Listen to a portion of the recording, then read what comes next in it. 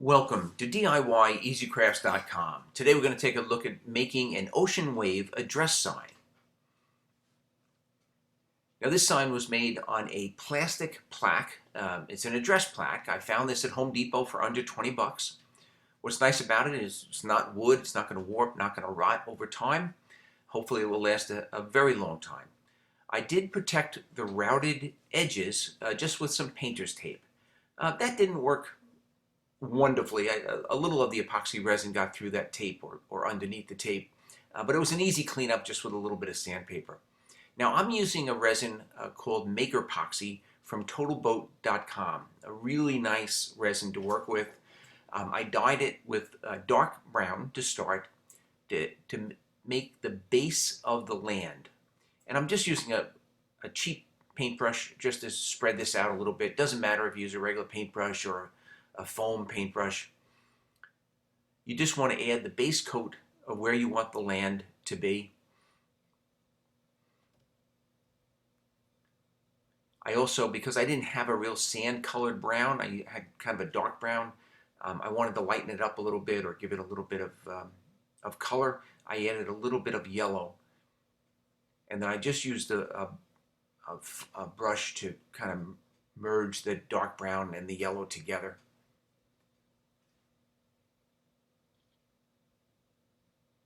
So this project is done in a few different steps, and this is basically the first step.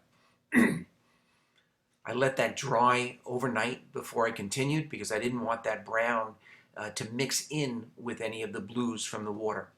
So I started again with a very dark blue as the base coat for the water. I'm going to use another brush and just spread that base coat out.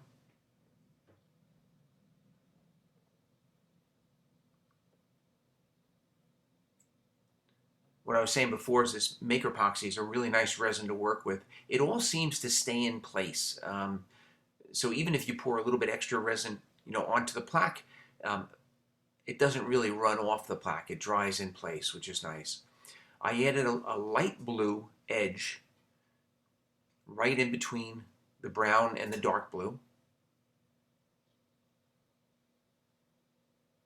And you could just leave that and blow it out with the hairdryer, which I'm going to show you in a couple of minutes. Or if you want to, you can just spread it out as I did, with a little brush. Not to waste any, I added, a strip of light blue, right into the dark blue water. I then added a little bit of green just to give it some variation in color. And you could use almost any colors you wanted. Now, one of the most important layers is clear.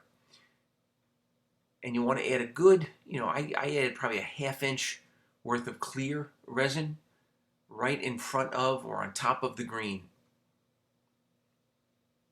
And that's important because when we add the white for the white caps, that white resin, or that resin dyed white, is going to actually get blown, into and over the clear.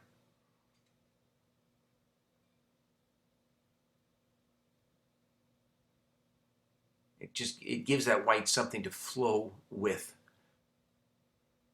Now be careful with the white. You don't want to add too much. You can always go back and add more. It's really hard to get rid of it if you add too much to begin with.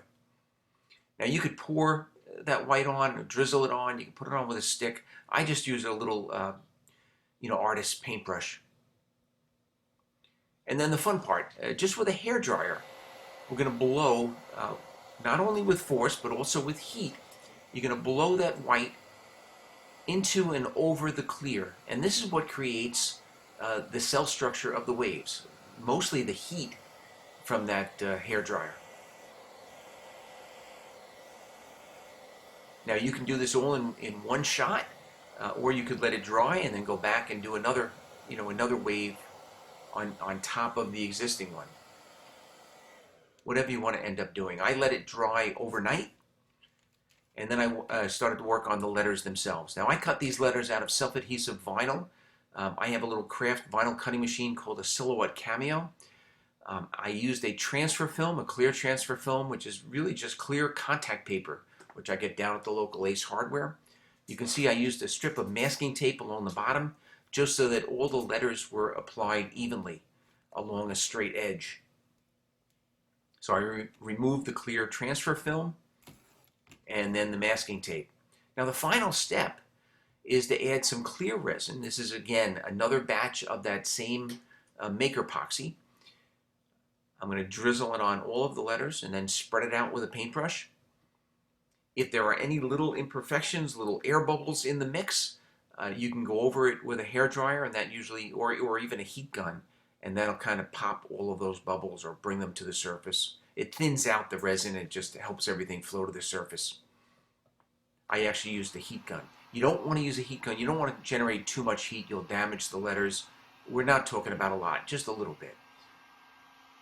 And you can see at this point, I'm actually not even using any painter's tape to protect the routed edge, and all of that clear resin stayed in place. So I let this dry overnight. I did go back and I added a small white starfish and some shells to the brown, just with that same MakerPoxy, just another little batch of it. And this is the finished product, a very unique, one-of-a-kind, nautical or coastal themed ocean wave address sign or address plaque. I hope you enjoyed the video. If you did, I ask that you please give it a thumbs up and subscribe to this YouTube channel. I would absolutely love it if you left a comment in the comment section. And by all means, I'd like to give you an invite to check us out on the web, DIYeasycrafts.com. I've got a whole bunch of different ocean wave epoxy resin projects as well as nautical themed projects on there. Thank you very much for watching.